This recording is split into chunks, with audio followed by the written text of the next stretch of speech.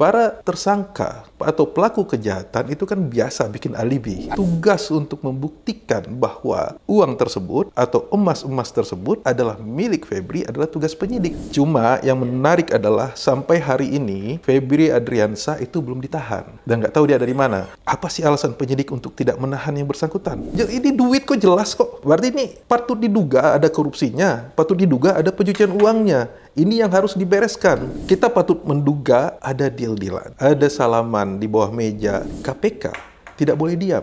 Ada gengnya Dasko, ada gengnya Pak Safri.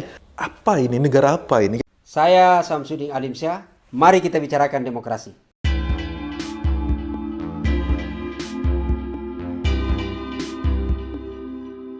Teman-teman sekalian, ini hari ini luar biasa gitu ya. Jadi diskusi kita masih berkaitan soal Febri. Soal berkaitan soal misteri kasus yang menyeret nama mantan Jampitsus Febri Ardiansah gitu ya. Dan hari ini teman-teman sekalian, saya sudah bersama di studio ada Mas Aulia gitu ya. Beliau ini adalah mantan penyelidik KPK. Ya. Terima kasih sudah hadir di studio kami gitu ya. Kita langsung saja. Ini kalau kita lihat dalam perkembangannya ya, kasus Febri Ardiansah ini kan sebenarnya agak ngeri-ngeri sedap nih, saya bisa gitu. Kalau bahkan ada yang menyebut kita itu publik, saya termasuk gitu ya, seolah kita sesak napas sudah dibuat dalam per detik setiap waktu. Bukan karena progres kasusnya itu capaiannya ada positif gitu ya. Tapi semakin kesini agak napsi-napsi gitu loh. Ini lanjut kasusnya atau tidak sih? Kan gitu. Karena ini ada apa drama yang terjadi di sana? Karena semakin kesini, pertama Febri yang awalnya tersangka, tiba-tiba diserahkan tuh. Jadi bukan kalau istilahnya dalam KUHP kan tidak ada tuh gitu ya. Tiba-tiba kejaksaan sampai di sana dia dulu jadi saksi. Tapi kemudian ada sprindik baru. Ada sprindik baru, tidak jelas statusnya sprindik yang di Kortas Tipikor gitu kan. Lalu kemudian pada saat bersamaan justru yang barang bukti pada saat penggeledahan pun ada yang mengaku gitu loh. Ini drama apa sebenarnya? Ya, terima kasih Pak Sam. Jadi memang minggu lalu ya kita melihat pemberitaan ada lawyernya dari Don Rito salah seorang pihak yang menjadi tersangka dalam perkara yang melibatkan mantan Jampitsus Febri Adriansah ini. Dia menyampaikan bahwa emas dan sejumlah uang yang ditemukan di rumah Sentul ya, Sentul atau Cibubur itu adalah milik Don Rito. Dia bilang itu kan ya. Nah, minggu sebelumnya pada saat hari Jumat, pada saat Febri Adriansah itu menyampaikan keterangan persnya, dia menyatakan bahwa rumah yang di Sentul itu adalah milik dia. Oh, betul ya. Waktu jumpa pers klarifikasi itu. Ada milik dia. Cuma dia menyampaikan di sana emas itu ada pemiliknya, ada aktivitasnya. Ada kegiatan di situ. Ada kegiatannya. Ini kan menarik ya. Dalam satu minggu ada begitu banyak versi keterangan. Tapi kalau menurut saya itu wajar saya Pak Sam. Para tersangka atau pelaku kejahatan itu kan biasa bikin alibi. Alibi gitu ya? Ya biasa aja bikin alibi. Ya dia bisa bilang apapun. Tapi tugas untuk membuktikan bahwa uang tersebut atau emas-emas tersebut adalah milik Febri adalah tugas penyidik nanti. Jadi ya wajar itu Pak Sam. Jadi yang namanya ini kasus besar ya, menyedot perhatian publik yang begitu tinggi, bahkan sampai presiden beberapa kali memanggil para petinggi, baik itu Kapolri, Jaksa Agung dan yang lain-lain itu, ya wajar ini magnitudnya besar dan Febri selaku saat ini mungkin sudah tersangka ya di kejaksaan maupun Don Rito siapapun itu dia akan bikin skenario apapun untuk menyelamatkan dirinya. Nah, ya itu wajar dalam penegakan hukum.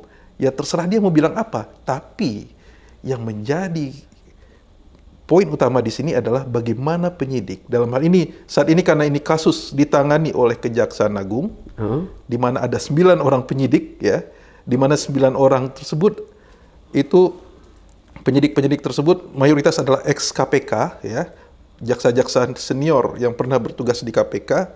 Saya meyakini ya kredibilitas mereka semua dan juga integritas mereka ketika mereka bekerja di KPK. Dan semoga mereka bisa mengungkap ini dengan seterang-terangnya Pak Sam. Jadi kalau saya sih nggak ada isu ya kalau tersangka korupsi mau bikin alibi apapun itu suka-suka mereka lah.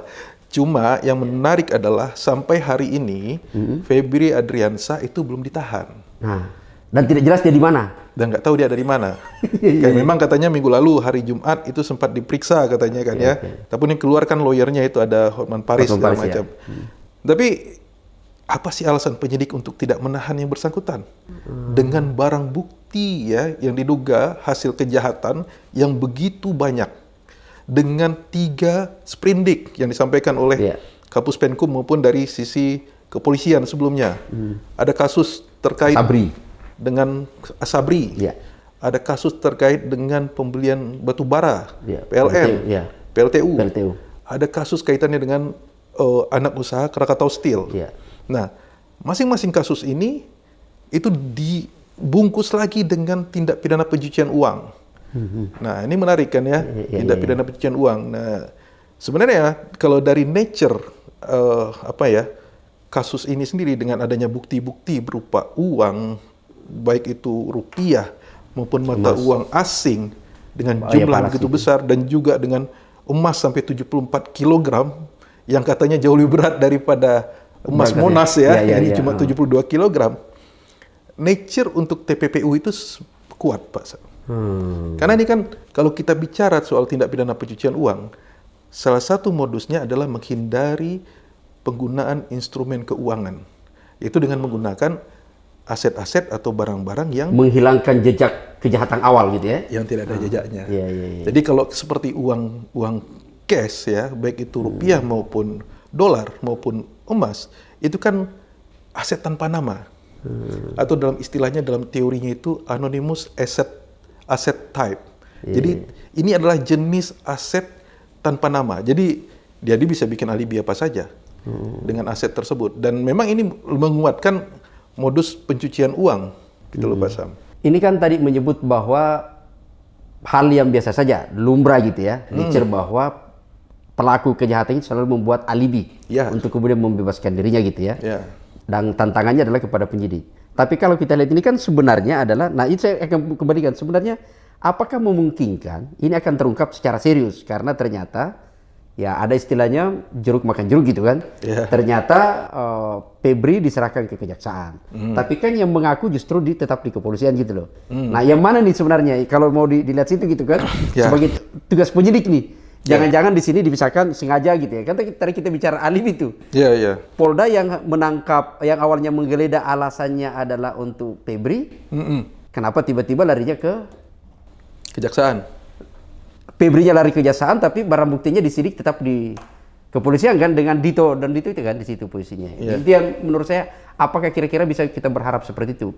Pertanyaannya sebelum dijawab ke situ, pertanyaan saya sederhana sebenarnya adalah, Febri ini siapa sih sebenarnya? Kalau menurut informasi yang didapat Mas Aulia gitu ya, Febri sekarang kan kita lihat ada banyak kasus nih. Dulu Asabri 12 triliun gitu kan, Krakatau Steel lebih 1 triliun, lalu kemudian PLTU batubara lebih yang diungkap Polda 5 triliun, tapi hitung-hitungan orang lain menyebut lebih dari 10 gitu kan. Tapi dengan begitu menyentuh masuk ke Febri, nama Febri ini terseret kan kayak turbulensi itu, terjadi turbulensi di situ posisinya. Ini sebenarnya siapa sih sebenarnya di situ? Nah, ini agak menarik ya. Memang itu juga jadi diskusi di banyak di banyak forum, Pak ya. Jadi memang kalau kita Febri Ardiansyah itu kan mencuat ketika beliau menjadi direktur penyidikan di Jampitsus sebelumnya. Nah, setelah itu dia menjadi Kajati DKI, Kepala Kejaksaan Tinggi di DKI.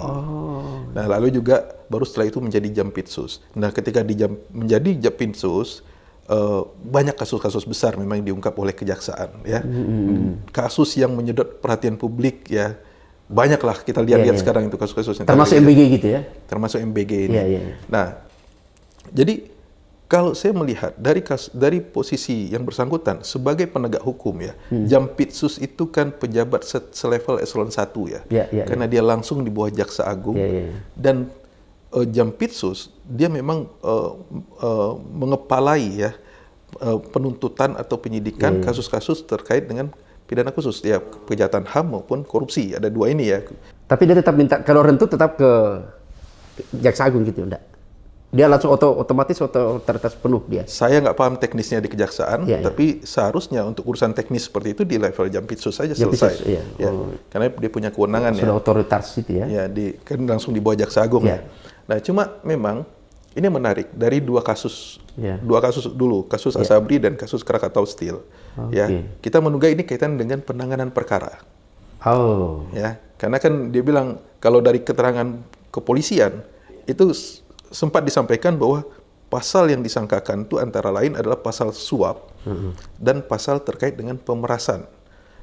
Ya, itu ada itu juga. Jadi selain tadi ada TPPU dan juga pasal 2, pasal 3 terkait dengan kasus batubara.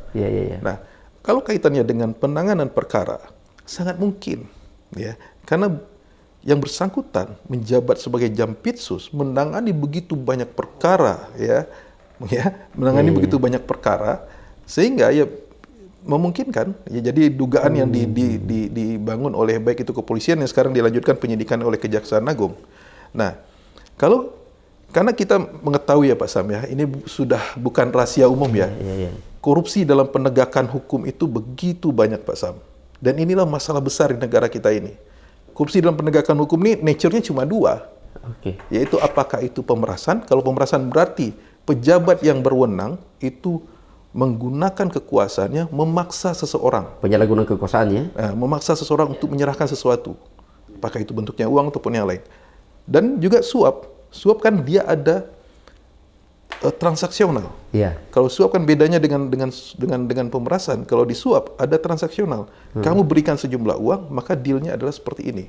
Nah, itu sangat mungkin dilakukan oleh penegak hukum. Dan itu banyak kalau kita mendengar cerita-cerita di luaran, Pak Sam. Nah, coba memang menjadi pertanyaan saya kalau istilahnya di luar itu maksudnya pasal injak kaki. Pasal injak kaki, betul. Nah, sementara kalau kasus yang terkait dengan jual beli batubara dengan PLTU atau PLN tadi, itu jadi pertanyaan besar saya, apa peran Febri di sana? Karena sesuai dengan kewenangannya sebagai Jaksa Agung Muda Tindak Pidana Khusus, sangat jauh urusannya dengan transaksi batubara. Nah, bisa jadi, ini kita kan membangun hipotesis ya, bisa jadi Febri ini menjadi backing, atau dia menggunakan nomini. Dia memiliki perusahaan batubara yang akan bertransaksi dengan PLN segala macam. Itu yang sedang kita tunggu di balik layar itu. Seperti apa nih kasus posisi ini? Dan kita nunggu kalau saat ini karena kasus ini ditangani oleh Kejaksaan Agung, kita menunggu penjelasan Jaksa Agung terkait dengan kasus posisi ini. Seperti apa sih sebenarnya peran dia dalam kasus batubara tadi? Tapi kalau 2 kasus tadi yang kaitan dengan Asabri, Jiwasraya maupun anak perusahaan Krakatau Steel, saya meyakini kaitannya dengan tugas yang bersangkutan selaku Jaksa Agung Muda Pidana Khusus atau selaku penegak hukum. Ya, karena itu kan kasusnya dia tangani langsung waktu itu kan. Iya, bersentuhan langsung dengan kewenangannya. Gitu. Karena sudah berproses itunya pada saat itu gitu ya. Nah, kalau yang batubara ini ada dugaan boleh jadi dia backing atau ada mungkin terlibat tapi pakai nama yang lain gitu ya. Bisa jadi. Bisa jadi gitu ya. Posisinya. Ini kan, nah saya kembali tadi masih saya penasaran Mas Adia gitu ya. Ini kan posisinya adalah, saya selalu mengambil pada posisi riwayatnya dulu, sebelum kita masuk ke kejaksaan gitu ya. Ini kan sebenarnya waktu awalnya terbongkar kasus ini kan hasil penggeledahan tuh di tempat, yang kemudian menemukan dan orang kemudian menyebut kasus yang mana sih sampai rentetan itu ada penggeledahan, kan tidak jelas juga nih. Tiba-tiba ada di Cipete penggeledahan, ada di sini, yang ditangani di Polres Tipikor sebenarnya kasus yang mana nih untuk Febri? Saya yang saya ikuti Pak ya, saya memang mengikuti sebelum penggeledahan itu Kortas Tipikor memang hari Seninnya itu pernah melakukan konferensi pers, mereka sedang melakukan penyidikan terkait dengan kasus korupsi terkait dengan pengadaan batubara tadi. Itu memang ada. Tapi yang 2 kasus lain memang katanya itu ada LP di Polda Metro. Oh, makanya dia kerjasama, Kortas itu kerjasama dengan Polda Metro. Ya. Saya menduga seperti itu karena memang akhirnya kan Polda Metro. Ya, ini penting untuk kita ini karena kan orang bertanya-tanya, publik kan bertanya. Yang publik tahu tiba-tiba kok ada disita barang bukti gitu. Tiba-tiba ada emas, ada duit. Ini dalam rangka pendagang untuk kasus yang mana sih gitu? Karena kan tidak boleh menyita barang bukti kalau tidak ada kaitannya dengan kasus itu kan. Dalam konsep kan begitu tuh. Nah, dalam posisi yang mana? Berarti kan tadi jelas bahwa mungkin relasinya ada batubara dengan, kalau di Polda Metro apa, Asabri atau? Katanya ada 2 laporan polisi. Ya, bisa jadi yang pertama itu terkait Asabri dan Jiwasraya, satu lagi itu kaitannya dengan anak perusahaan Krakatau Steel. Cuma kan ini belum clear ya, karena kan pernyataan konferensi pers baik dari Polda maupun Kortas Tipikor kan juga belum utuh ya, karena memang 2 minggu lalu itu kan ributnya soal pengambilan ya. Jadi orang bias dengan pokok perkaranya sendiri. Artinya kan sebenarnya, Maksudnya kalau dilihat relasinya ini ya, dari Polda Metro, Kortas Tipikor ini kan sebenarnya kasusnya batubara, Asabri gitu ya, lalu kemudian anak perusahaan Kertas Steel, ini kan 3. Berarti kan sebenarnya sama dengan ketika ada sprindik baru. Ya kan sama. Berarti, nah gimana apakah memang kasus yang dari Kortas dengan Polda diambil oleh Kejaksaan atau gimana nih? Ini memang jadi perdebatan hukum dari para akademisi hukum maupun praktisi hukum, Pak. Ya, memang pengambil alihan atau pelimpahan atau apapun namanya kasus yang dalam tahap penyidikan dari kepolisian kepada kejaksaan itu nggak ada hukum acaranya. Nah, jadi ini apa? Jadi ini lebih seperti ini seolah-olah diskresi. Seandainya kasus baru yang lain bisa dianggap ini penyidikan di Polda tetap saja jalan, di Kortas jalan, di sana berarti baru gitu loh. Ini kan ternyata sama nih. Ya, kalau seperti ini kenyataannya, ya. Memang di Polda, Polda Metro maupun di Kortas Tipikor sudah jalan penyidikan. Lalu saat ini kan katanya itu kan diambil alih oleh Kejaksaan Agung. Walaupun istilah ambil alih itu tidak tepat ya. Karena memang itu kewenangan itu kalau mungkin mengambil alih adalah KPK. Iya. Karena KPK punya kewenangan supervisi. Nah, tapi yang terjadi sekarang adalah Kejaksaan Agung menerbitkan sprindik baru, yaitu ada 3 sprindik, ya, yang sama dengan sprindik yang agak mirip kasusnya. Ya, harusnya sama. Harusnya sama. Cuma ya kalau dengan kondisi seperti ini, idealnya setelah proses transfer ini ya dari kepolisian ke kejaksaan itu selesai, bagaimana status penyidikan yang di Polda atau di Kortas Tipikor ini? Nah, itu kan jadi pertanyaan. Idealnya memang mau tidak mau harus SP3 yang di Polda dan dianggap atau nah itu dia. Ya, ini kan memang dimulai penyidikannya harus ada produknya kan. Produknya apa? Karena ini di luar kelaziman, mau tidak mau ini nanti akan SP3, sementara kasus ini lanjut di kejaksaan. Itu kemungkinan ya, karena kita menduga nih Pak Sam, ini kan semua tidak ada di dalam kitab, tidak ada di KUHP ya. Jadi kalau kita membacakan sebenarnya posisinya KUHP itu kan mengatur secara normal bagaimana mengatasi terjadi kejahatan dan menyelesaikan yang sudah terjadi. Tapi kan pada posisi kasus ini kan seperti menyelesaikan ada antar game berkelahi lalu kemudian diselesaikan secara adat sesuai apa yang terjadi di lapangan gitu loh. Di situ kan posisinya gitu. Ini yang berbahaya kan Pak ya, harusnya KUHP itu kan mengatur hukum formil ya. Bagaimana suatu proses hukum itu diatur dengan detail, bagaimana formalitasnya harus dilalui, tapi ini kan dilabrak semua. Nah, ada diskresi di sini, dan diskresi ini kan kalau kita melihat dari pernyataan-pernyataan pers, itu kemungkinan perintah dari presiden. Kalau saya menduga, saya menduga ya, karena memang Kapolri, Jaksa Agung kan dua-duanya kan bawahan presiden ya. Nah, cuma yang menarik adalah belum ada statement resmi dari presiden. Mungkin ada dari Mensesnek, saya sempat ada mendengar sebentar. Tapi beda dengan zaman dulu, zaman KPK ada kasus cicak buaya dengan kepolisian. Itu Pak SBY kan berpidato ya. Langsung. Dan menyatakan bahwa kasus simulator SIM ini ditangani oleh KPK. Itu clear. Nah, ini memang jadi agak rumit Pak Sam. Dan ya apapun itu, ini kita terima sebagai fakta hari ini ya Pak Sam ya. Nah makanya kalau saya melihat ya dengan kondisi hari ini, KPK tidak boleh diam. KPK sesuai dengan Undang-Undang KPK itu berwenang melakukan koordinasi dan supervisi. Koordinasi itu mengkoordinasikan penyelidikan, penyidikan, dan penuntutan yang dilakukan oleh aparat penegak hukum. Terus yang kedua, supervisi. KPK dapat memonitor bagaimana perkembangan penyidikan perkara ini di Kejaksaan Agung. Kalau memang berlarut-larut, diduga ada konflik kepentingan atau berhenti, KPK berwenang mengambil alih. Jadi kewenangan itu ada di KPK.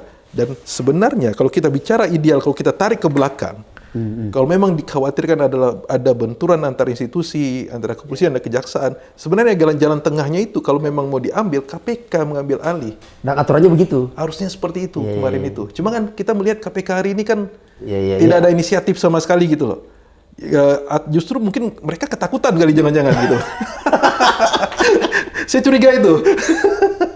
Ya itu publik lah yang menerjemahkan gitu ya. Tapi saya kembali ke itu tadi kan, ini kan posisi lagi-lagi gitu ya. Saya ingin menyebut itikat baik untuk membongkar kasus ini. Ya. Sudah ada yang mengaku tiba-tiba punya barang bukti. Ya. Seolah-olah itu tadi disebut alibi. Saya mudah-mudahan ini bukan bagian untuk menghilangkan jejak satu nilai rupiahnya gitu ya di situ posisinya. Yang kedua adalah ini kan sekali lagi berkaitan soal tadi ada harusnya Pak Prabowo dan macam-macam. Tapi kan kalau kita lihat posisi di penyelesaian kasus ini, jangan-jangan justru memang sebaliknya. Ini kan lagi-lagi tadi menyebut asumsi ya. Ya. Jangan-jangan memang ada yang mau ditutupi di kasus ini. Bisa jadi. Karena kalau misalnya gini ya. Ya. Kalau diserahkan ke KPK agak susah karena dikontrol gitu loh. Minimal meskipun bahwa sekarang ini KPK-nya agak gini loh. Tidak punya nyali gitu ya. Tapi maksud saya tidak pernah membayangkan bahwa kepolisian tidak pernah baca KUHP. Begitupun dengan kejaksaan. Ya. Begitupun juga dengan Komisi 3. Ya. Ini kan produk mereka gitu loh. Betul. Tapi kemudian mereka ini dalam satu meja menyelesaikan persoalan ini tanpa menggunakan KUHP gitu loh. Ini apa sebenarnya yang terjadi?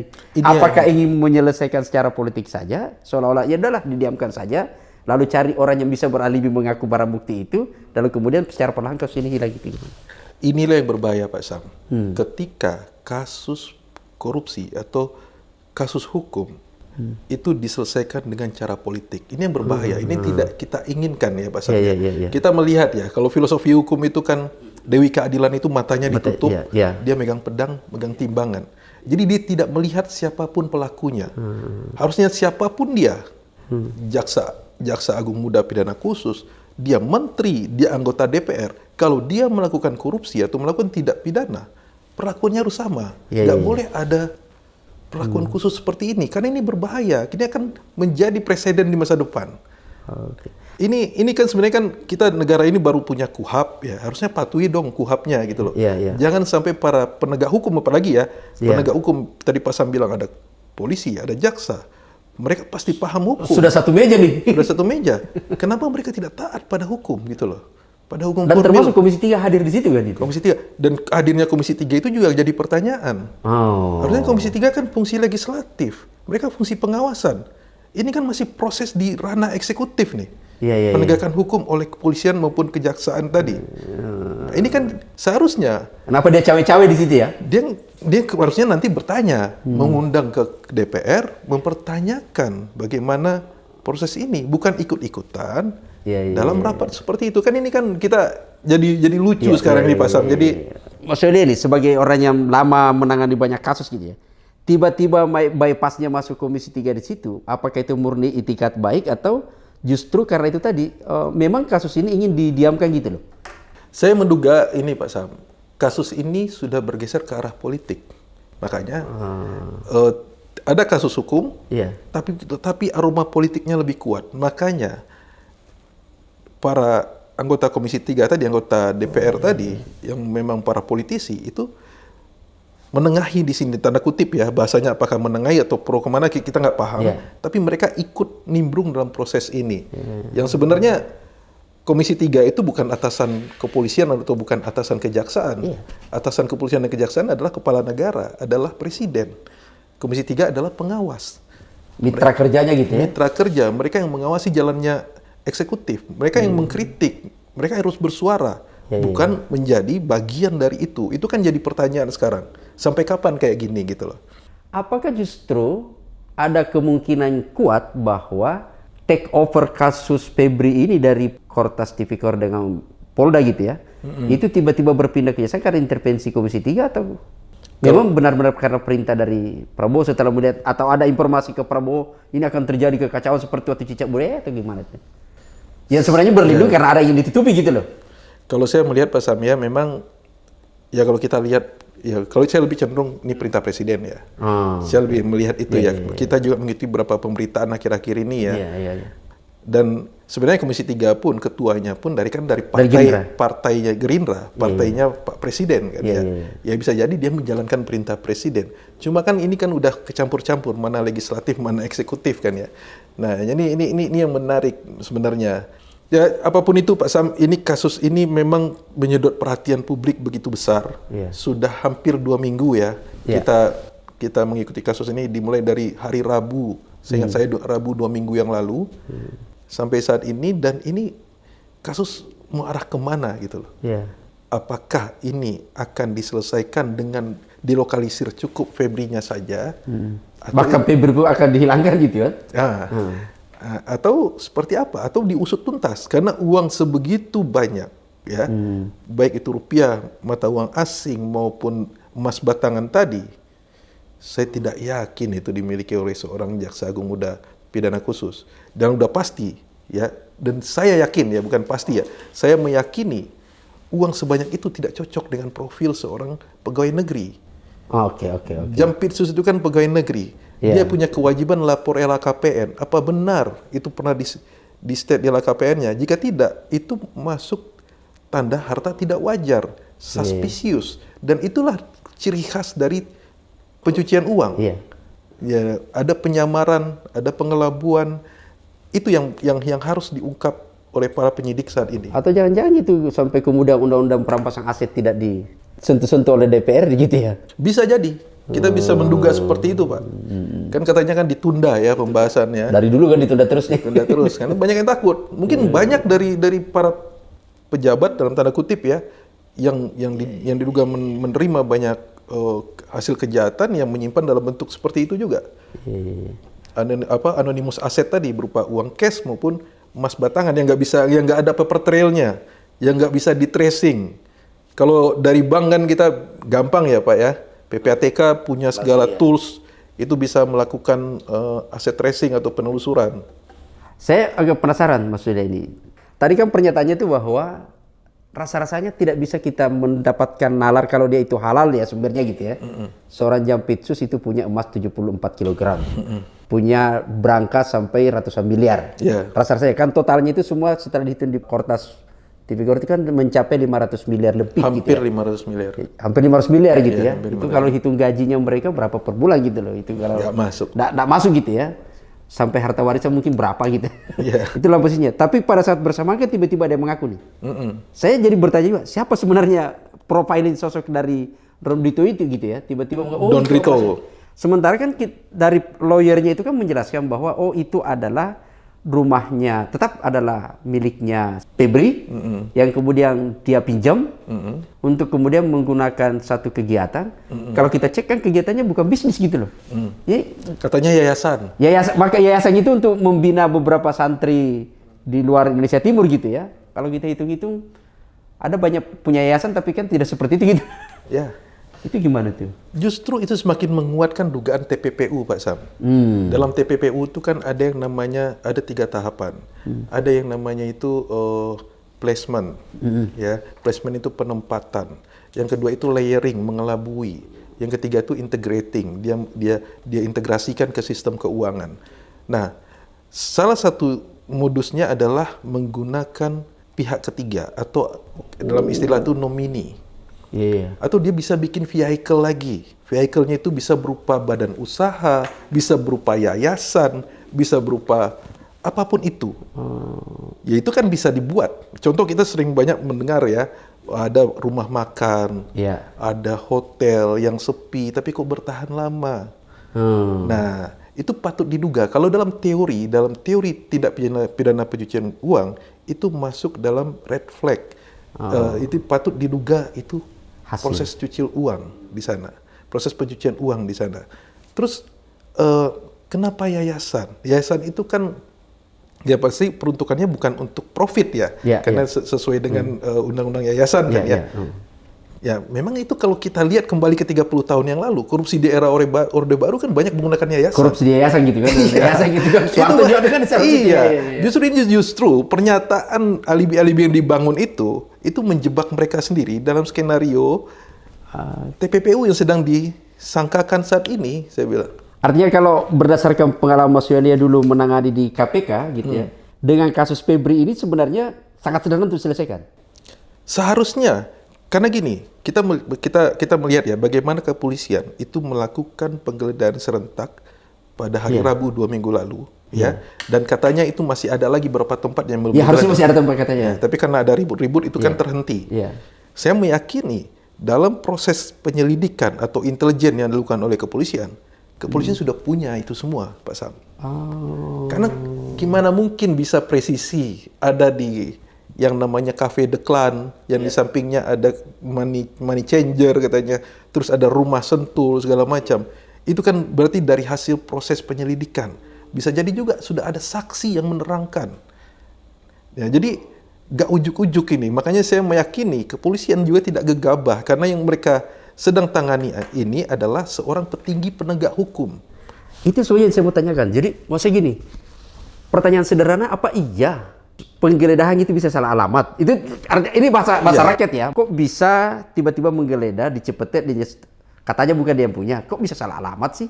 Bagaimana proses intelijennya? Kok tiba-tiba kan begitu sangat mudah tuh, rapi, tiba-tiba buka berangkas apa semua kan? Iya. Itu, tapi tiba-tiba dalam perjalanannya ada yang mengaku, oh itu bukan Febri punya, saya yang punya gitu loh. Itu. Iya. Ini kan dua hal yang, ini kan dua yang pernyataan itu dari dua pihak yang berbeda Pak ya. Yeah. Pernyataan kepolisian waktu itu pada saat penggeledahan, yang kemudian ini pernyataan dari lawyer dari tersangka ya. Ya makanya saya bilang, tersangka itu punya hak ingkar, mereka bisa ngomong apa saja, dan lawyer pun bisa bikin alibi apapun. Artinya ini alibi saja gitu ya? Kalau saya menduga seperti itu, saya meyakini Pak ya, ini kan subjektif ya. Saya meyakini itu alibi saja. Makanya ini adalah tugas dari penegak hukum, dalam hal ini kejaksaan yang sedang menyidik kasus ini, membuktikan ini. Nah, dan harus dalam konteks ini karena memang proses ini berjalan di kepolisian, itu kan berarti penyidik-penyidik kejaksaan harus berkomunikasi intens dengan penyidik yang ada di kepolisian karena kepolisian sudah memulai sebelumnya ya. Ya kan pelimpahan berkas.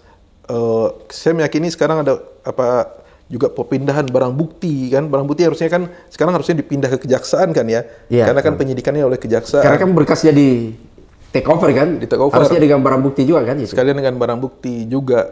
Terus informasi-informasi yang sudah didapat, data-data intelijen yang sudah didapat itu juga harusnya sudah ada di kejaksaan saat ini. Dan saya meyakini Pak, kalau memang kasus hukum ini ditangani dengan benar di kejaksaan, dan saya juga berharap ya hal itu dilakukan, dan melihat dari penyidik-penyidik 9 orang itu yang disampaikan kepada publik, itu adalah penyidik-penyidik senior, rata-rata itu eselon 2 di Kejaksaan Agung, dan bukan di bawah Jampitsus. Semoga mereka bisa mengungkap ini dan menyelamatkan wajah kejaksaan.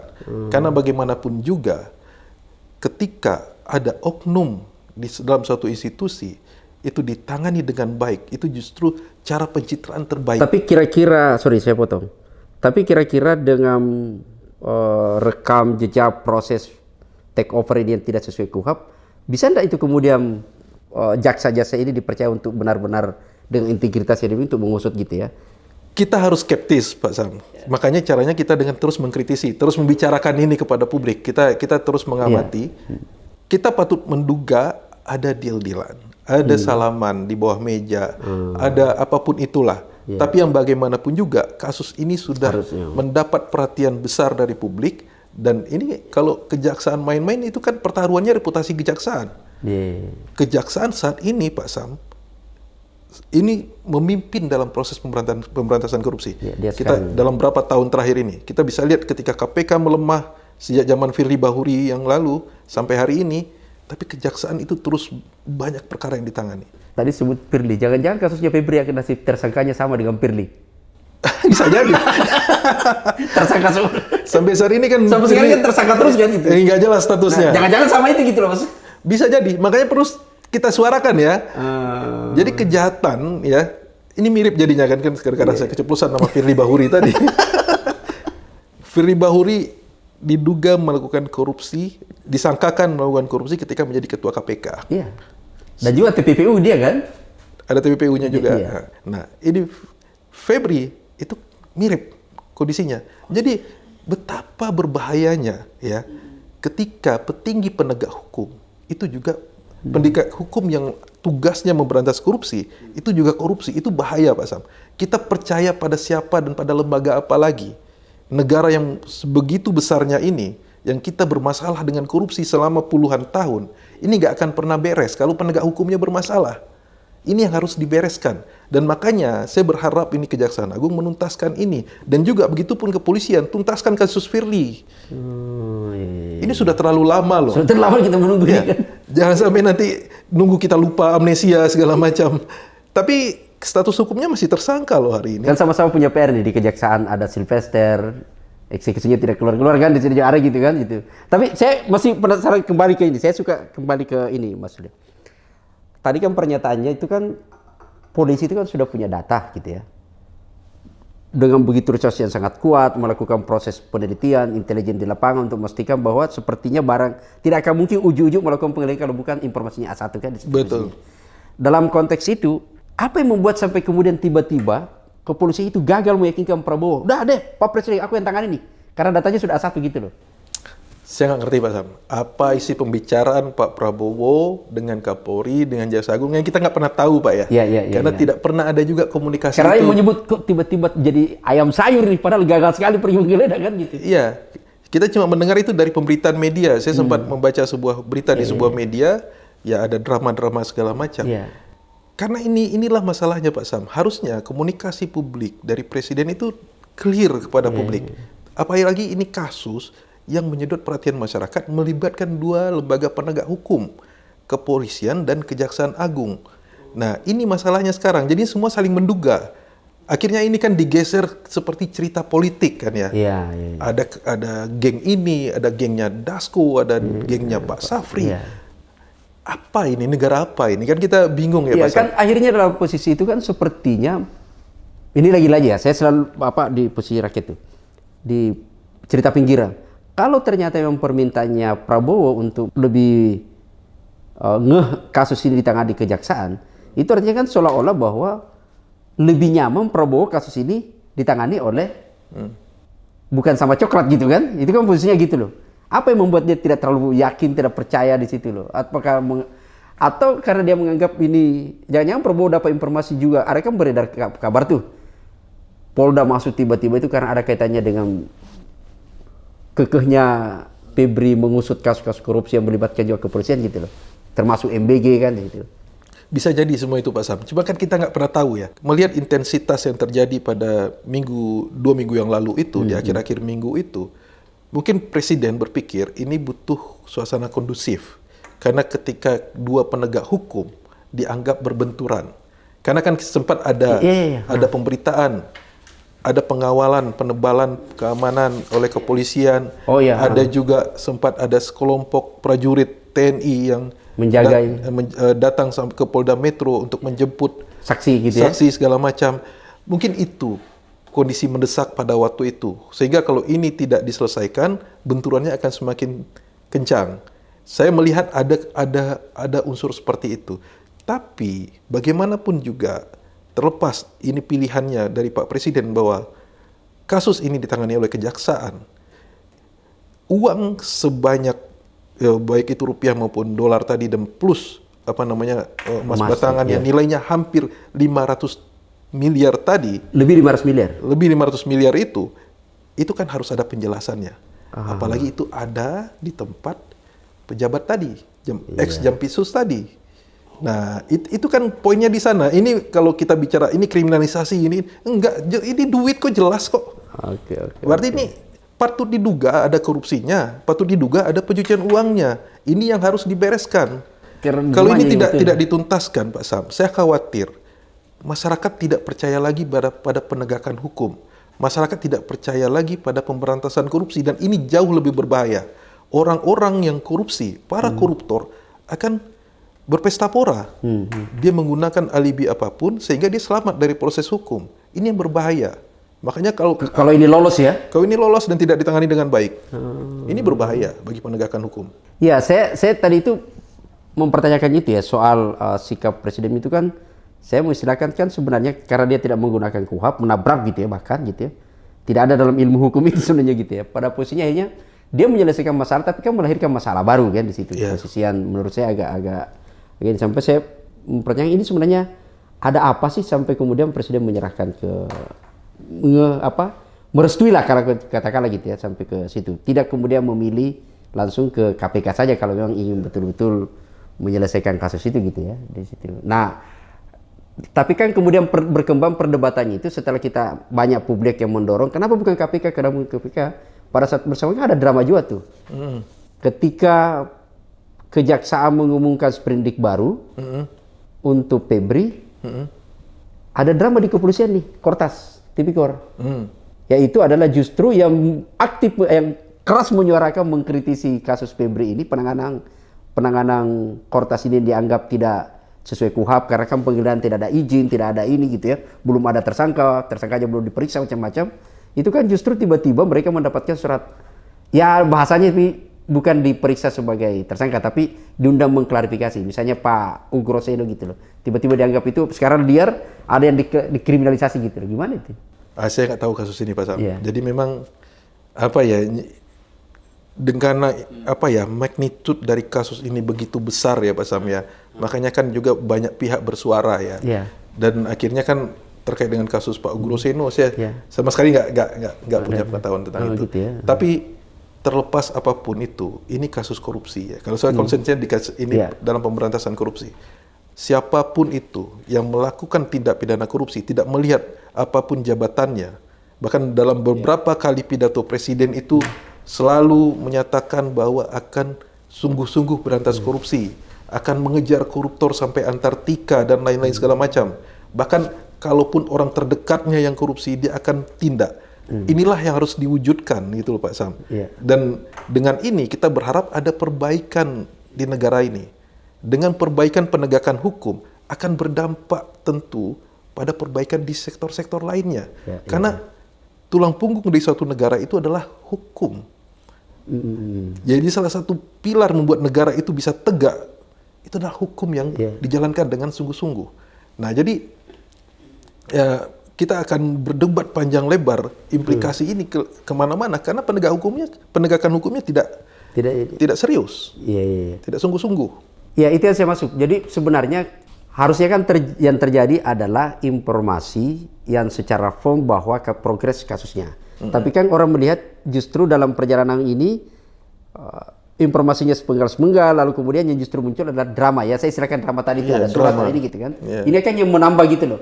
Kalau dalam posisi itu kan misalnya pengalaman Mas Weda kan, apakah itu sejatinya tidak ada dulu tindakan yang seperti ini kan? Saya ingat misalnya Mas Novel kan disebut bukan timingnya. Berarti kan dihentikan dulu kan situ, bukan timingnya. Ini kan tiba-tiba muncul ada surat panggilan, ada ini gitu kan. Jadi orang akan semakin, publik itu semakin melihat bahwa apa sih yang terjadi dalam proses deal, sudah menyerahkan kasusnya ke kejaksaan, tapi kemudian dia di belakang layar cawe-cawe siapapun yang bicara soal Febri itu kemudian dicarikan celah gitu loh. Itu yang posisinya di Polda itu gitu ya, di Kortas Tipikor dan Polda gitu loh. Saya nggak tahu dia apakah ada korelasinya, saya nggak tahu tuh kan dugaan saya nggak ada komen soal itu Basam karena saya tidak tahu faktanya juga. Jadinya liar nanti. Tapi yang jelas adalah bagaimana kasus ini berjalan ya. Memang itu mengejutkan ya, sangat mengejutkan. Dan tapi temuan sejumlah uang dan emas batangan tadi itu nggak bisa dengan mudah dibantah. Itu harus dijelaskan dan itu harus diusut tuntas dengan penegakan hukum. Itu sih poin saya Pak Sam. Tidak bisa dibantah bahwa sekarang ini runtuh kita punya hukum kan itu. Penegakan hukum kita runtuh gitu ya. Tidak dalam butuh PR besar untuk mengkaji ulang gitu untuk bisa mengembalikan gitu ya pada posisi kasus ini. Dan kalau istilahnya Pak Mahfud itu kan menyebut gini. Kalau ini tidak segera ditangani, ini adalah ancaman terjadi gempa bumi hukum gitu. Gempa bumi hukum ya, saya juga menonton untuk pernyataan Pak Mahfud. Ya, jadi betul sekali Pak Sam. Kasus ini adalah ujian dari kepala negara dan presiden ya.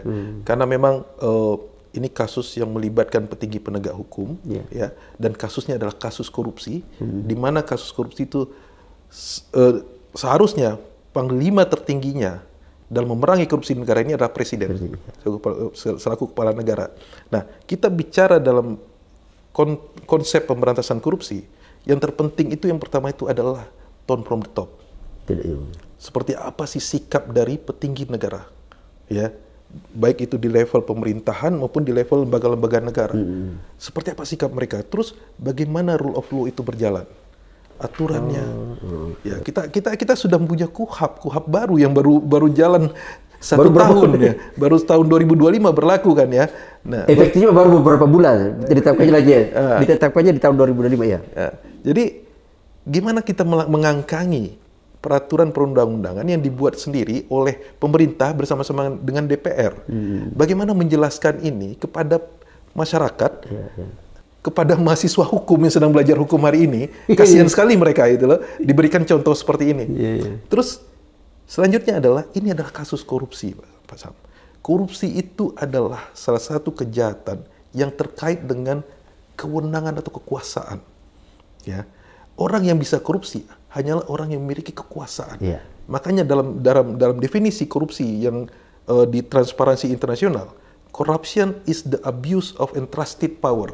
Jadi penyalahgunaan kekuasaan. Nah, makanya pemberantasan korupsi tentu akan bagi presiden, tentu di saat yang sama tentu akan menyakitkan bagi presiden karena kekuasaan berada di lingkup presiden. Menteri-menteri, para pejabat itu kan orang-orangnya presiden. Ketika mereka korupsi itu juga sakit bagi presiden seharusnya.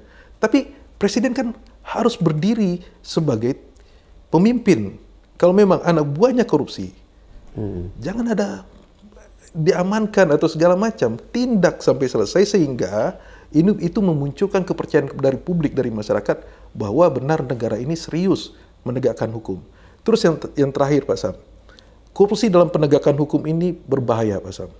Ya, apalagi korupsi dalam penanganan kasus korupsi. Karena ketika seseorang yang seharusnya memberantas korupsi dan dia melakukan korupsi, kita percaya pada siapa lagi? Gak ada harapan lagi Pak Sam. Saat ini negara kita indeks persepsi korupsinya 34 dari skala 100 dan kita di peringkat 109 di dunia. Bagaimana kita berharap para investor datang ke negara ini? Bagaimana ekonomi kita bisa berkembang kalau para pejabatnya, ya, para pegawai negeri yang memiliki kewenangan di negara ini korup? Orang nggak akan mau investasi di sini kalau ada risiko korupsi di sini. Itu yang penting Pak Sam. Makanya penting penegakan hukum ini dilakukan dengan serius, terutama penegakan hukum korupsi, dan kita semua tentu berharap ya ada perbaikan negara ini.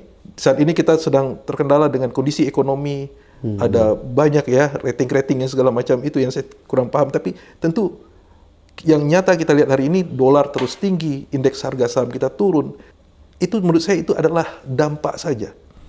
Seandainya kita bisa menegakkan hukum dengan benar, tentu kepercayaan itu akan kembali. Jadi poinnya di sana, Mas. Kalau seperti itu kan sebenarnya berarti kan panlimanya kan presiden gitu ya. Ya. Dan harusnya kan dia paham betul, moga gitu ya, bahwa ini tidak menyelesaikan masalah. Siapa yang harusnya menurut Mas Yaudia? Apakah presidennya mendesak panggil KPK atau KPK yang harusnya meyakinkan, menghadap ke presiden untuk meyakinkan bahwa sesuai regulasi Undang-Undang Tipikor juga menjelaskan itu, punya kewenangan dan untuk mengatasi semua, biar kemudian betul-betul menyelamatkan wibawa hukum untuk kemudian melakukan diberikan ruang untuk supervisi dan bahkan mengambil alih gitu loh. Saya tidak yakin KPK akan melakukan itu. Berdasarkan Undang-Undang 19 tahun 2019 tentang KPK, saat ini KPK masuk rumpun eksekutif. Walaupun dalam penegakan hukum itu tetap independen. Dia tetap bagian dari eksekutif KPK hari ini. Jadi memang kuncinya ada di presiden menurut saya. Presiden, dan memang sudah diambil keputusan saat ini. Walaupun melanggar KUHAP segala macam tadi. Itu perdebatan lainnya. Kita menonton ya pernyataan Prof. Mahfud seperti Pak Sam sampaikan tadi. Tapi yang terpenting bagi saya secara substansi, kasus korupsi ini yang melibatkan Jampitsus ini harus disidik atau diusut seterang-terangnya dan dilimpahkan ke pengadilan biar kita bisa lihat seperti apa kasusnya dan tidak boleh ada main mata atau apapun itu dalam maksud saya gini, maksudnya bagaimanapun juga kan sekarang ini kan sebenarnya baru hanya mundur dari Jampitsus kan. Dia tetap jaksa gitu loh. Dia belum mundur. Jadi ketika dia disidik oleh mantan bawahannya, persepsi publik itu tetap dia lost trust kan. Di situ posisinya. Dan penegakan hukum itu kan sangat terkait juga dengan kepercayaan. Betul. Sehingga apakah itu tidak kemudian memungkinkan untuk masih ada ruang untuk kemudian take over ke yang sejatinya gitu ya? Ataukah memang ya sudah kita pantau saja yang ada di kejaksaan itu gitu? Ya mungkin dilakukan adalah KPK itu kan nggak bisa juga serta-merta mengambil alih Pak Sam. Mengambil alih suatu perkara ya sesuai kewenangan supervisinya. Makanya kita mendorong mulai dari saat ini ya mulai seharusnya dari kemarin-kemarin ketika kasus ini memang dilimpahkan di kejaksaan, langsung KPK lakukan supervisi secara intens. Misalnya ada yang mulai belok-belok, ada yang tidak ada mengkondisikan suatu perkara atau perkara itu tidak jalan segala macam atau berhenti, KPK punya alasan untuk mengambil alih. Nah, jadi memang pengambil alihan atau melalui mekanisme supervisi kewenangan KPK tadi memang harus dengan alasan yang kuat. Nah, jadi itu sebenarnya pasan, karena pilihannya kemarin kan bukan menyerahkan ke KPK, tapi menyerahkan ke Kejaksaan Agung. Makanya kita bicara dengan kondisi hari ini. Kondisi hari ini KPK harus mengawasi. Bukan memaklumi, tapi sudah terlanjur situ. Ya bukan, ya yang gimana coba? Kondisi seperti ini. Kita dihadapkan pada pilihan yang tidak baik hari ini. Tiba-tiba saya teringat itu ada SOP dulu tahun 2004 Ciloto, Kejaksaan dalam menangani kasus korupsi gitu ya. Itu kan bahkan detail sekali dalam penanganan kasus korupsi. Itu adalah dia sebut bahwa setiap minggu itu Kapus P-nya itu akan memberikan informasi keluar tuh. Progresnya apa aja semua kan. Meskipun kita juga khawatir, jangan-jangan dia informasikan justru kita sudah periksa ini, entertain, periksa ini, ternyata ada yang diumpek gitu loh. Itu ya skeptis gitu ya, tapi mudah-mudahan tidak terjadi seperti itu. Oke, teman-teman semua, ini luar biasa ya. Sekali lagi bahwa Febri masih tetap misterius. Kita tidak tahu sekarang Pak Febri ada di mana.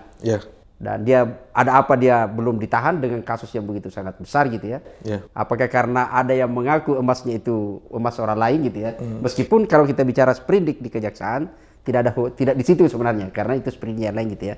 Tentu penyidiknya harus mengklarifikasi ada apa sampai kemudian pertimbangannya, meskipun subjektivitas penyidik untuk menyatakan orang ditahan atau tidak ditahan. Tapi kasusnya karena kasus terlalu banyak, bahkan menyebut pemapuk gempa bumi, maka sejatinya harus ada upaya lebih juga super ordinary. Teman-teman sekalian, terima kasih. Kita akan terus mengungkap kasus ini, dan yang pasti adalah semua orang berharap, publik, saya, dan Anda semua, kasus ini jangan hilang karena didiamkan saja.